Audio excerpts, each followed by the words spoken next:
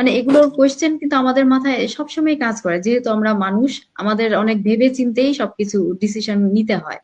তো সেরকম আমারও হয়েছে। আমিও যখন অনলাইনে এক আপুর বিজ্ঞাপন দেখি, দেখার পর আমার অবশ্যই ভালো লাগে। কারণ আমি একটা নন স্পিক ইংলিশ কান্ট্রিতে থাকি। সে কারণে দেখা যাচ্ছে যে একঘেয়েমি লেগে যাচ্ছিল, যে দীর্ঘদিন যাবত এই পড়াশোনা পড়াশোনা করছি, একবার কাজে ঢুকেছিলাম কিন্তু ভালো লাগেনি। অনেক বেশি মানে ফিজিক্যাল অ্যাক্টিভিটির প্রয়োজন আছে সেখানে, যেটা আমার পক্ষে অন্তত সম্ভব না। সেই কারণে আবার ছেড়ে দিয়ে আবার পড়াশোনায় ব্যাক করলাম। আসলে কিছু করার নেই। তো এখন কি করব?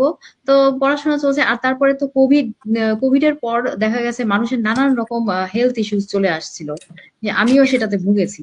এবং ভোগার পর তখন আমি ভাবলাম যে খুব ভালো, আমি পড়াশোনায় কনসেন্ট্রেট করতে পারি না, ইয়ে করতে পারি না, অনেক কিছু মানে প্রবলেম আমি ফেস করলাম। ফেস করার পর আমি ভাবলাম যে ওকে, অনেক তো হলো দেশে